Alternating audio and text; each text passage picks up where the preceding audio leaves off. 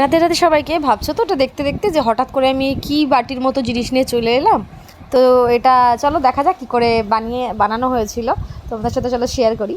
এগুলোকে বলে না কাটুরি চাট, এখানের কথায়। আমাদের ওখানে আমি এই জিনিসটা কখনো দেখিনি, এই জন্য আমি বলতে পারবো না।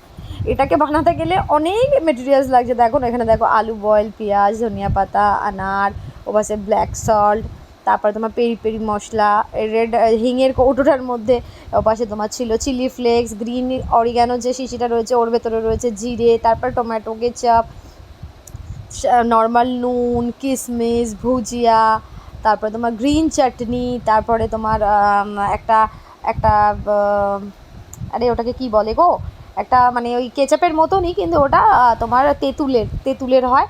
তো ওইগুলো, তারপরে তোমার লাগছিল ওই যে তোমার আমাদের কথায় বাদাম, তারপরে চিপস, আর তোমার লেগেছিল গিয়ে দই।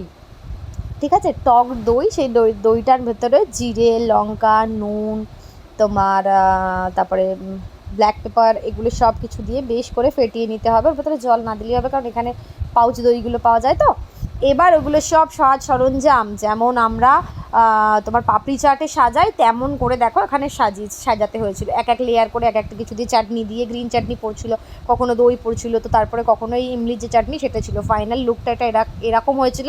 খেতে খুব ভালো হয়েছিল। আর যদি তোমাদের ভালো লাগে ভিডিওটা, লাইক শেয়ার কমেন্ট করে দিও, সাবস্ক্রাইব করে দিও। রাধে রাধে।